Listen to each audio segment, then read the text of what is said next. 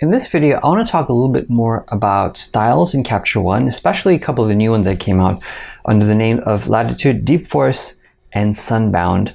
Now, this video itself is going to accompany a blog post that I want you to check out in detail so you can see a little bit more about the details on the packs themselves, where to find them, and so forth. But this is primarily more of an educational video and showing you a look into how they work, how they go into my workflow, or how people can use them in their workflow.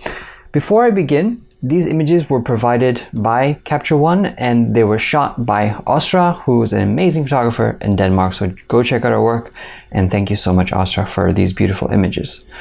So let's say, for example, we have this image here that I want to work on. I really like this image because it's dynamic, it's beautiful, and there's a lot of light and tonal contrast happening across the face and the background and foreground, as well as the clothing. But let's say that I want to add some mood to it and I don't know where to begin. I think Styles gives a really good base reference in terms of how to start. And for example, let's say we explore the Deep Forest collection here. Now, the Deep Forest collection is inspired by nature, as you can see. And as I go through them, if you're on the latest version of Capture One, you should be able to actually hover over these different styles and actually see how they perform and look before actually applying them. The way that I like to do it is I go through them and I see what sticks out to me personally, and then from there tweak it accordingly. Now, this is something that I actually quite like. This one here, DF07, is really nice. It has a really punchy, dark look to it. However, let's say that I want to apply it and reduce the opacity of the entire style and preset. Well, what we can do is when we click on it, we can right click and say apply to new layer. And that way, let me uncheck this. So that way it doesn't apply in twofold, it only applies once. So again, instead of just clicking on it, I can say right click and apply to new layer. That way, what happens is if we go under any layer panel or palette that we find in our navigation, let's say that we want to come down to exposure, I can say add tool and we can say layers. Now that we have our layers here, let me bring that up to the top. And voila, we have our style in its individual layer. Now I can decrease the opacity of my layer. So if it's too much, I can tone it down. I think I'm going to tone it down just a little bit, like 82%. So it tones down everything in one layer, and I love that because I can control the intensity. Furthermore, I can also include controls into the different intensities that I'm getting in my curve. So for instance, I have a curve here and you can see the preset, or I should say you can see the style and the settings that it applied. If I don't want the curve here to be faded, which is what it's doing, it's lifting up the darkest point on the shadows, I can bring that down. And now you can see it doesn't fade out that detail, but it keeps it there. It adds a nice contrast. And if I want to increase or decrease my midtones, I can do that here. One of the benefits of using styles to begin with is for the fact that you're using the raw files, you're getting a lot more leverage and latitude, I should say, in the actual image when you're tweaking and pulling colors that you might not necessarily be able to do in Photoshop. Because let's say you want to rescue some more detail, I can bring the highlight slider up and I can rescue detail. With a JPEG or a TIFF, you might not be able to go that far.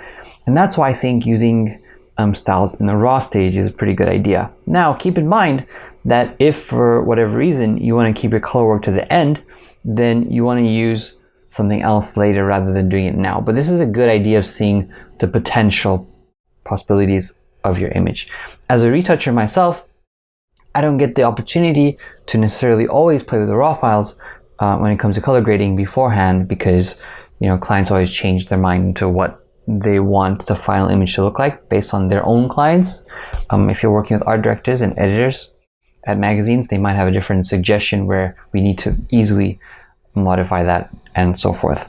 The other really great part about styles is the fact that I can go into my color editor here and see the other tweaks I've done, and they've done quite a bit. You can see that under advanced, they've modified the reds, oranges, yellows, etc. So when I click on them, I can see changes that they've made. If I don't want, or if I want to tweak these particular changes, I can then adjust the hue and saturation. So there you have it. Some of the other ones, let's take a look at some of the other ones as well. Now, for example, let's say this particular image. I'm going to hover over a few of these to give you an idea into how deep forest looks. I really love the fact that they all kind of have their own specific look based on some of the tones that are pre-existing in the image. Now, these change differently to how the base colors are in the file. So let's say Sunbound, for example, has a lot more brighter and warmer tones. I don't think this image is a good example for that, so let's take a look at another set here. We have one more set with the reds. I think that's going to impact differently.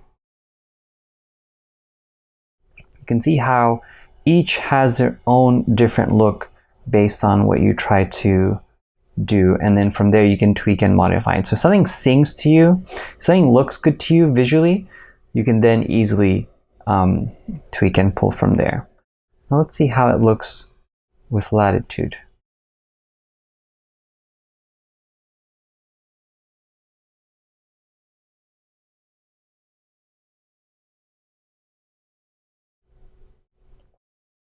I actually quite like that one a bit. So I'll take that one, make sure it's not checked, apply, add it to a new layer, and then on the layer itself, I'll go ahead and see what kind of opacity I want. I think I like that. I like 40% or so. I can turn that on and off to see the before and after. It's adding a nice little punch and bringing out the leaves a little bit. And then from there I can tweak and say, let's go to our color balance. And our shadows and highlights, I can easily push and pull even further now because my opacity is a lot less. And there you go. So let's take a look at a before and after. I'm going to clone this variant. I should say not clone the variant. I'm going to add a new variant. You can see the before and after here. So there you have it. Hopefully you learned a little bit more about how to use styles in your workflow and got an insight into a couple of these new style packs from Capture One.